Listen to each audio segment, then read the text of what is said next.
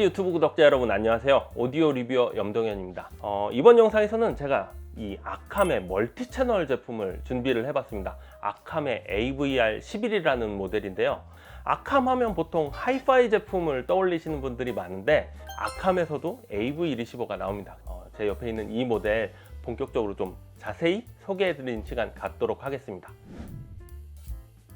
자, 아캄 AVR11이라는 제품 본격적으로 소개해드리기 전에 아캄이라는 브랜드의 위치를 한번 설명드려 볼게요. 하만을 삼성이 2017년도 정도에 인수를 했는데요. 사실 하만이라는 그룹 자체에 정말 많은 브랜드가 있는데 그 중에서도 조금 고급 제품을 다루는 브랜드들이 하만 럭셔리 오디오 그룹의 5가지 브랜드로 이렇게 속해가 있습니다. 그 중에서 아캄은 약간 럭셔리라는 이런 수식어가 붙어 있어서 가격 너무 비싼 거 아니야? 이렇게 생각을 하실 수 있어요. 근데 그래도 가장 가격 접근성이 좋은 브랜드를 꼽자면 아캄 제품이 그 중에 하나가 될 수 있겠습니다. 그래서 부담 없는 가격대의 제품부터 고급 제품까지 다양한 가격대의 제품을 형성하고 있는 그런 브랜드라고 정리를 해드릴 수 있을 것 같습니다. 자, 말 나온 김에 아캄의 제품 라인업 빠르게 정리해 보도록 하겠습니다. 하이파이 제품이 주력 제품 라인업이긴 한데 모델 수가 예전보다 많이 줄었습니다. 6종의 하이파이 라인업 제품이 있고요. AV 라인업 제품 9종이 있는데 먼저 하이파이 제품 라인업 인티앰프로 3종의 모델이 있습니다.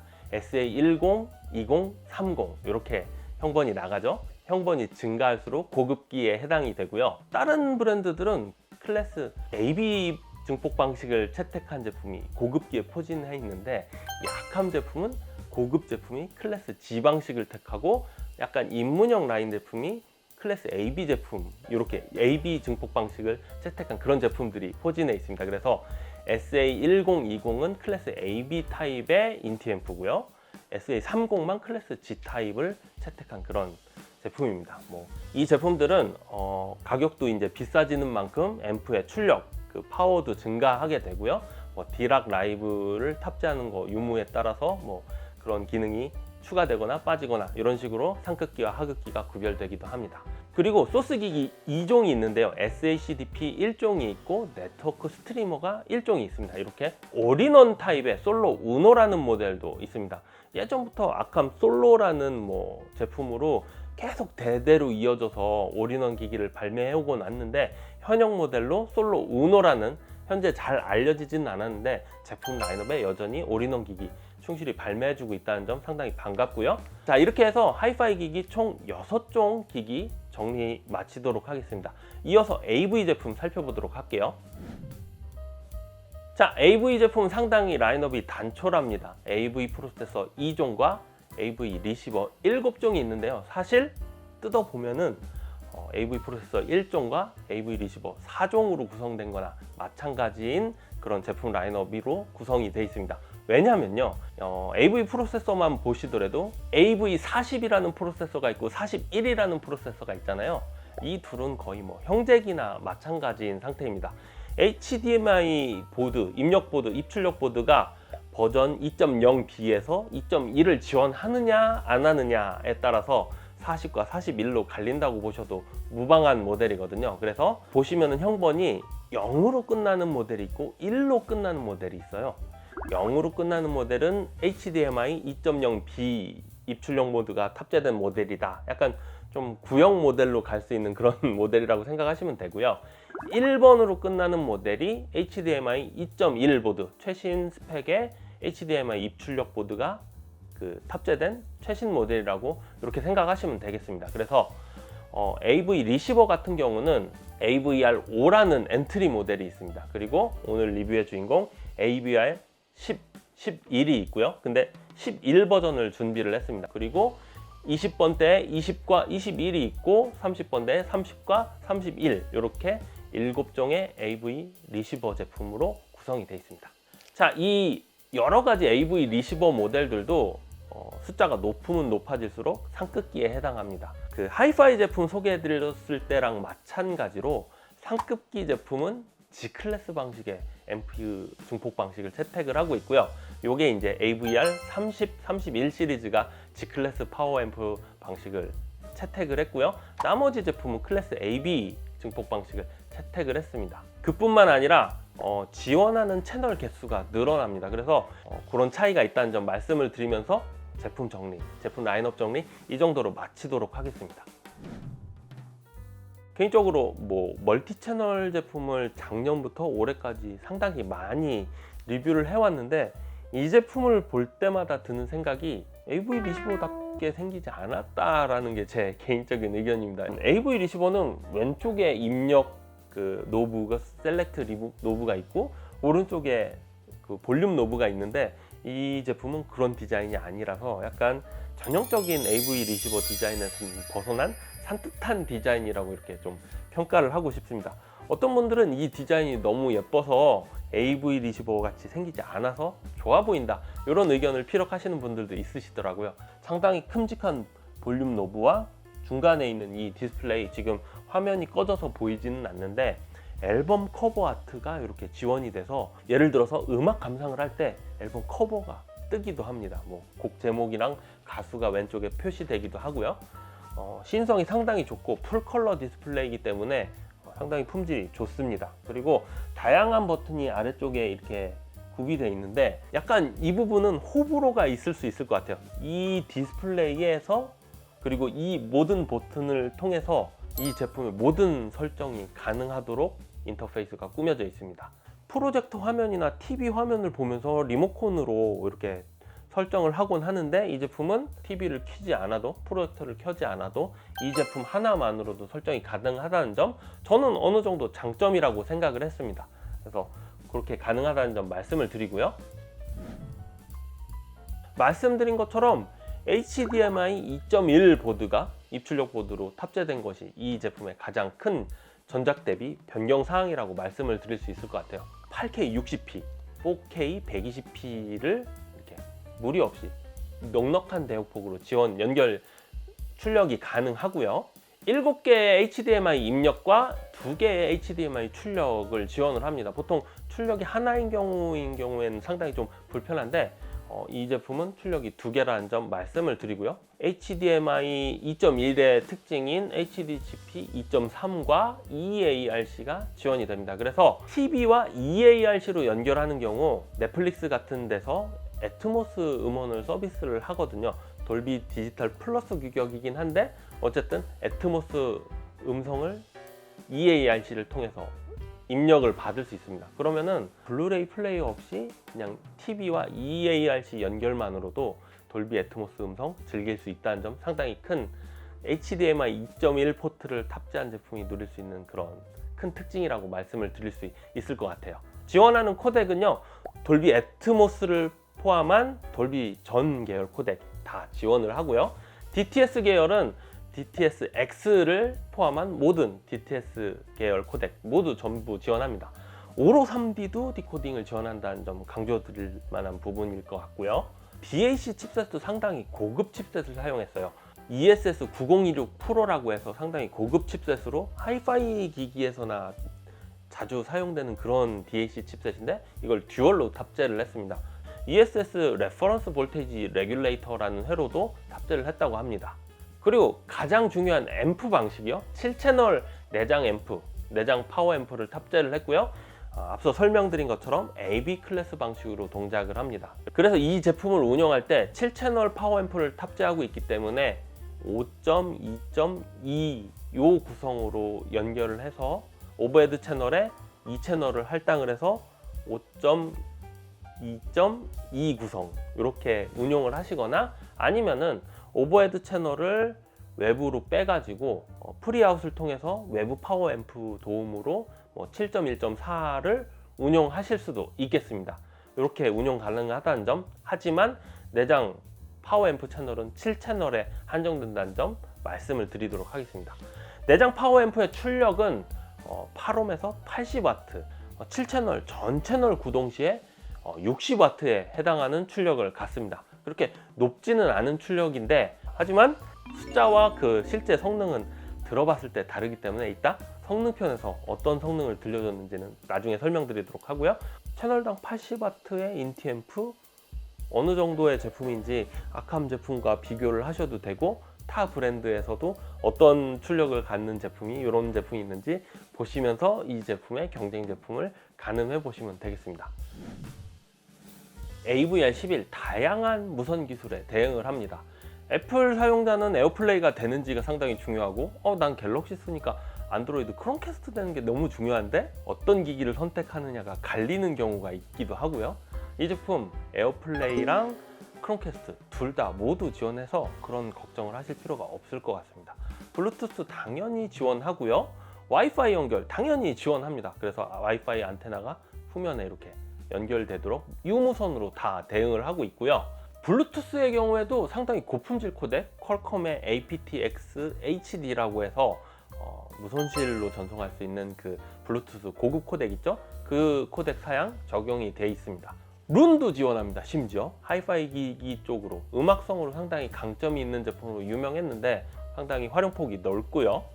아캄을 위한 하만에서 뮤직 라이프라는 범용 앱을 발매를 해서 업데이트를 해주고 있어요. 이 뮤직 라이프 앱을 통해서 UPnP 방식으로 나스에 있는 음악을 스트리밍으로 재생을 할 수도 있습니다.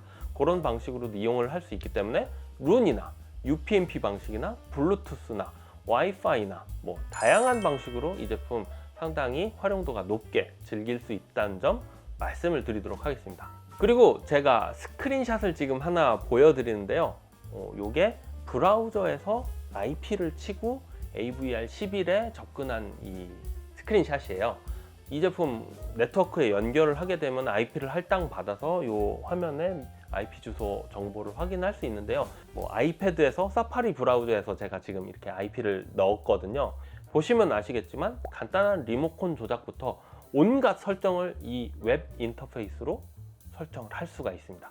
이게 돌비 애트모스를 지원하면서부터 지원하는 채널 수가 너무 많아져서 이 AV 리시버 같은 제품을 리모컨으로 이렇게 그 UI를 보고 셋업하는 게 너무 좀 부담스럽고 힘든 그런 시대가 됐는데 스피커의 거리라든가 스피커의 레벨 그리고 다양한 크로스오버 라지로 할 스피커를 세팅을 할 거냐 크로스오버를 60으로 놓을 거냐 서브우퍼의 개수는 몇이냐 이런 것들도 다 그 웹 인터페이스를 통해서 간단하게 숫자를 입력하고 엔터를 치는 것만으로 설정이 완료될 수 있다는 점, 너무 편리하다는 점 꼭 염두에 두셨으면 좋겠습니다. 그리고 동봉된 기본 지원 리모컨이 백라이트를 지원합니다. 가장 엔트리 모델에 가까운 모델임에도 불구하고 백라이트를 지원하고요. 이 리모컨이 그냥 저는 키만 많고 생각보다 별로 쓸모가 없나? 이렇게 테스트하면서 그런 마음이 들었는데 학습 기능이 있더라고요. 그래서 제가 삼성 TV를 쓴다, LG TV를 쓴다 그런 경우 LG TV에서 나오는 IR 신호를 이 리모컨에 갖다 대고 학습을 시켜서 이제 이 TV TV 리모컨 치워버리고 아캄 리모컨으로만 하나로 이렇게 학습을 해서 사용하실 수 있다는 점. 그리고 좀 부차적인 건데 한글 지원하는 매뉴얼, 삼성이 인수해서 그런지 몰라도 아캄 매뉴얼이 한글이 번역되어 있는 게 상당히 반가웠습니다. AS는 그 하만 서비스 센터에다 연락을 하시면 삼성 쪽에서 이렇게 AS를 관리해 주기 때문에 좀 좋은 AS를 기대해 볼 수 있다는 점, 그런 점도 이 제품을 선택하는데 좋은 메리트가 될 것 같습니다. 대세로 떠오른 디락 라이브 룸 코렉션 알고리즘을 기본적으로 탑재를 했습니다. 그래서 구입하고 나서 유상으로 디락 라이센스를 업그레이드 하냐 마냐 이런 고민을 하실 필요가 전혀 없고요. 이 제품 구성품을 보니까 디락 마이크도 상당히 고급 제품이 들어있습니다. USB로 연결되는 펜슬 타입의 전문 마이크가 들어있고요. 홈페이지에서 가서 보니까 이 펜슬 마이크를 위한 범용 캘리브레이션 파일이 이렇게 올라와 있는 것을 확인을 했어요. 그래서 이 마이크를 90도로 잘 세우고 그 캘리브레이션 파일을 로딩을 해서 디락 라이브 룸 코렉션을 메저먼트를 실행을 했습니다. 처음에 장치 선택을 하고요. 아캄 AVR11을 선택을 했습니다. 그리고 마이크 선택, 저는 유믹 1으로도 했었고 아캄 마이크로도 했었는데 유믹 1을 선택한 스크린샷이 지금은 있네요. 그래서 마이크를 선택을 했고요. 채널별로 그 다음에 볼륨을 확인을 합니다. 적정 볼륨으로 이렇게 측정이 될 수 있도록 녹색 구간에 들어오는지, 그리고 각 채널별로 볼륨 차이는 없는지, 시청 위치가 한 사람이 듣는지 여러 명이 듣는 상황인지 시청 위치별로 측정을 하게 됩니다. 몇 포인트를 찍어서 측정을 하라 이렇게 가이드가 나오는데 가이드대로 하시면 됩니다. 좀 빨리 측정을 하고 싶으신 경우 그냥 정 가운데만 하나만 측정하고 끝내실 수도 있어요. 측정 결과를 검토하는 화면이 보시면은 온갖 채널에서 막 이렇게 막 물결 무늬로 상당히 많은 채널에서의 주파수 응답이 다양하게 나오는 것을 확인을 하실 수가 있어요. 이 단계를 거치고 나면은 채널별로 어떤 주파수 응답이 나왔는지 스피커를 눌러가면서 채널별로 확인을 하실 수가 있는데, 지금 보여드리는 화면은 서브우퍼 채널을 선택했을 때 이 결과이기 때문에 그 저음역대만 이렇게 파형이 나오고 있는 것을 확인하실 수가 있죠. 이 디락 라이브 룸 코렉션의 핵심적인 과정입니다. 필터 설계를 하게 되는데 저는 개인적으로 저역 부분만을 필터 설계를 하셔서 사용하실 것을 강력하게 권장을 드립니다. 이게 저역 부분도 뭐 올리거나 낮출 수도 있고 고역, 중고역 부분도 올리거나 낮출 수도 있거든요. 근데 여기서 고역 부분을 건드리게 되면은 상당히 좀 음의 투명성이나 그런 부분이 혼탁해져서 많이 떨어지는 것 같아서 멀티 채널의 경우에 한해서일지 모르겠습니다. 하지만 어쨌든 제가 측정한 바로는 안 나오는 저역을 부스트하는 방식이 아니라 오버해서 넘치는 저역을 눌러주는 방식으로 필터를 설계해 주시면 훨씬 더 효과적으로 디락 라이브 룸 코렉션을 즐기실 수 있다는 점 말씀을 드립니다. 필터 설계를 스피커별로 할 수도 있고 그룹별로 이렇게 그룹을 지어서 할 수도 있습니다. 필터 설계를 마치고 나면은 설계된 필터 값을 트랜스퍼해서 슬롯 1, 2, 3 중에 어느 한 슬롯에 저장을 할 수가 있거든요. 저는 이 슬롯이 3개가 있는 게 무슨 의미가 있을까라는 생각을 했는데, 시청 위치를 한 명이서 시청할 거냐 여러 명이서 시청할 거냐 이렇게 지정하는 그 부분이 있었잖아요. 혼자 들 때는 그 설정을 로딩을 해서 감상을 하다가 여러 명이 놀러 와서 같이 감상을 한다 그럴 때는 다른 슬롯에다가 여러 명이서 감상할 때 적합한 그 측정치를 슬롯에 넣어 놓는 겁니다. 그 슬롯을 바꿔가면서 디락 라이브 룸 코렉션의 그 필터 설계 결과를 즐기시면은 매번 다시 측정할 필요 없이 그냥 그 슬롯에 있는 필터 값만 로딩을 해와서 즐길 수 있는 그런 편리함이 있습니다. 그래서 3개의 슬롯을 지원한다는 점, 이렇게 편리하게 사용할 수 있다는 점 말씀드리도록 하면서 디락 설정 마치도록 하겠습니다. 이렇게 7.2.4 채널 환경으로 시청 환경이 구성이 되어 있는데, 이 제품이 내장 파워앰프가 7채널이라고 말씀을 드렸잖아요. 그래서 5.1.2 구성으로 시청 환경을 구성을 했습니다. 아카메 제품, 하이파이 제품 중심의 브랜드라고 말씀을 드렸는데 서두에서요, 정말 안 들어본 지 저도 오래됐습니다. 어떤 성능을 들려줄지 상당히 궁금했는데요. AVR5를 이어서 AVR11 두 번째 모델이에요. 엔트리 모델에 가까운 모델이지만 상당히 탄탄한 기본기를 느낄 수 있었습니다. 음악적인 성능이 이 제품도 상당히 좋았고요. 아캄의 전통적인 그런 음색, 음성향이 잘 살아있는 중역의 밀도감이라든가 부드러운 약간 고역 표현 상당히 좋았고요. AV 리시버 제품들은 멀티채널 파워앰프가 탑재되면서 음선이 얇아지거나 소란스러워지거나 좀 그런 느낌이 강하게 표출되는 단점이 드러나는 제품도 종종 있는데, 이 제품 음선이 얇지 않았고 중역이 튼실했습니다. 다이나믹스 특성도 상당히 우수했고요. 하만 럭셔리 오디오라는 타이틀에 걸맞는 그 시작점, 기본기가 우수하다는, 시작점이 우수한 재생음을 들려줬다, 이렇게 평가를 할 수 있을 것 같습니다. 그래서 음악적인 표현력이 계속 뛰어나다고 했는데 구체적으로 어떤 음악적인 표현력이냐, 약간 리듬 앤 페이스 능력을 강조드리고 싶어요. 이게 쿵짝쿵짝쿵짝 하는 그런 들썩이는 음악을 들었을 때 그 다이나믹스 특성과 위상 특성이 잘 이렇게 앰프에서 표현이 돼야 그 음악이 갖고 있는 흥겨움이 잘 살아나는데, 그런 음악적인 리듬 앤 페이스 능력이 마치 그냥 일반 인티 앰프를 연상시킬 정도로 상당히 완성도가 높았습니다. 리듬 앤 페이스 능력이 상당히 출중해서 멀티 채널 제품 중에서 이 정도의 실력이 있는 제품이 있나? 탑급의 음악적인 실력을 겸비한 제품이다, 이렇게 말씀을 드릴 수 있을 것 같습니다. 아까 다이나믹스 특성 좋다고 말씀드렸잖아요. 그런 능력이 영화에서도 상당히 잘 표현이 됐기 때문에 영화에서도 상당히 잘해줬다는 점 말씀을 드립니다. 다만 이게 입문형, 아캄에서 입문형 제품에 해당하는 라인업의 제품이에요. 그래서 막 엄청나게 넓은 거실에서 우르릉 꽝꽝을 재생한다.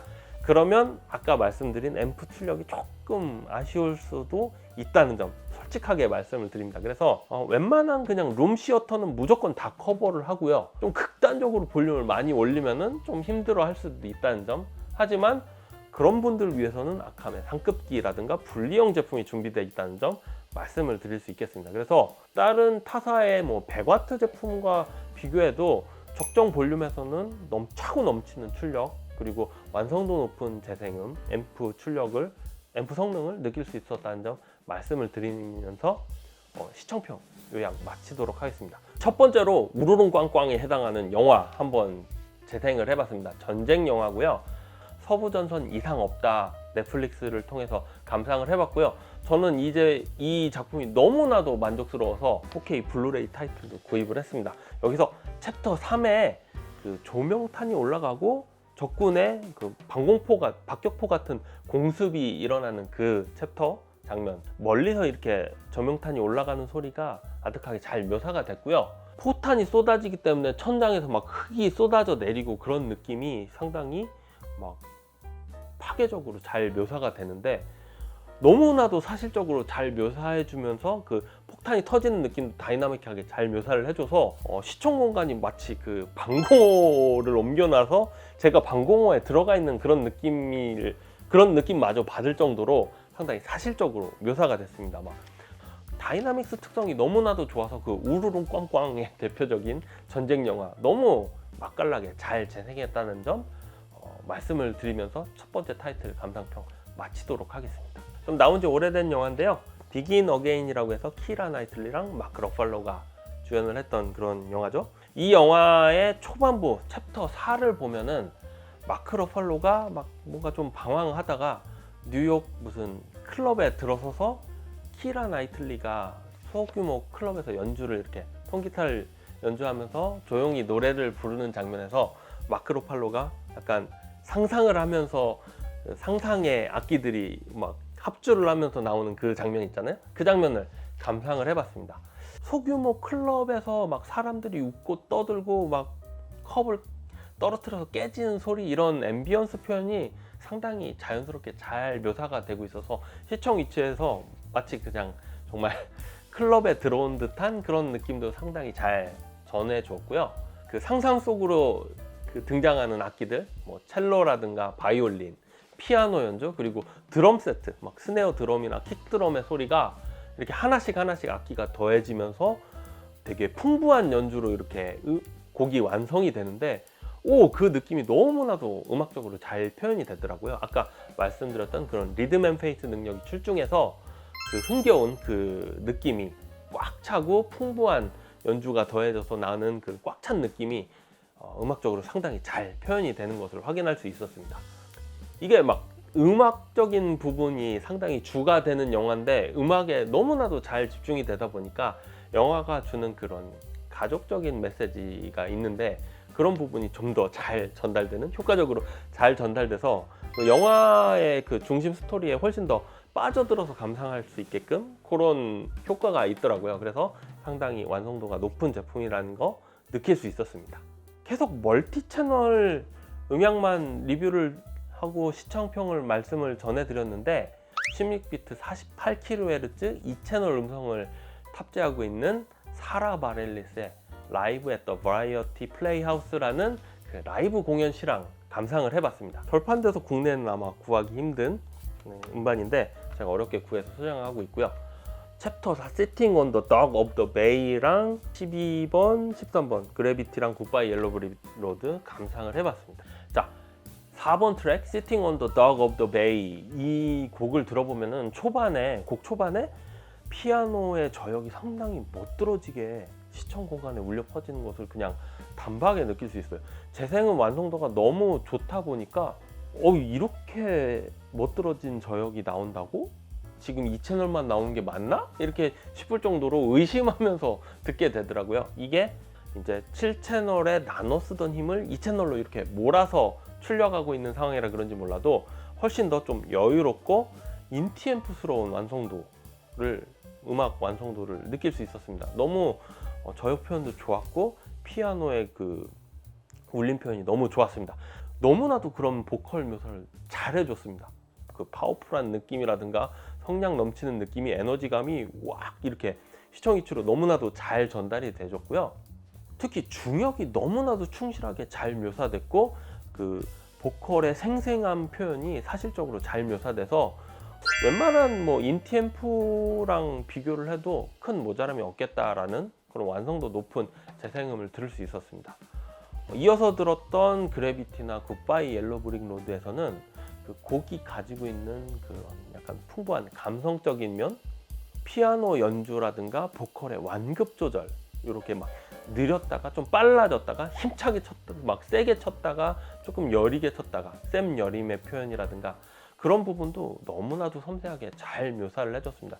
이런 부분이 잘 해줘야 그 음악적인 완성도가 좋다고 제가 평가를 내리곤 하는데 AVR11로 들었던 이 채널 재생은 상당히 수준 높게 묘사가 돼서 그 그래비티라는 곡 상당히 애절한 보컬이 그리고 약간 슬픈, 약간 구슬픈 그 멜로디 라인이 너무나도 감동적으로 잘 묘사가 됐고 굿바이 옐로우 브릭 로드 같은 경우는 약간 그 특이하게 리메이크를 해가지고 그 너무나도 그리고 파워풀한 성량이 잘 표현되는 그런 보컬을 만끽할 수 있었습니다.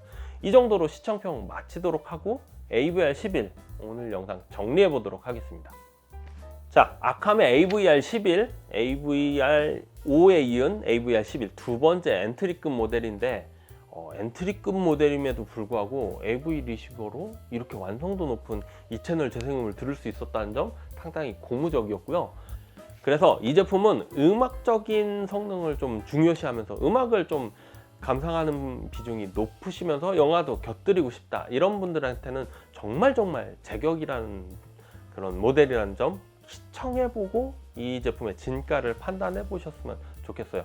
이게 아마 풀레인지에서 상당히 주력으로 취급하는 제품 중에 하나로 제가 알고 있는데요. 방문해서 청음하실 기회도 충분히 제공한다는 것 같습니다. 그래서 리뷰 영상을 보시고 이 제품에 관심이 가셨던 분들은 꼭 플레인지 쪽에 연락을 하셔서 청음을 해보시고 얼마나 경쟁력이 있는지 그리고 제가 계속 수없이 강조했던 그 음악성이 정말 느껴지시는지 확인해 보시면 좋을 것 같습니다. 리뷰어 염동현이었습니다. 시청해 주셔서 감사합니다.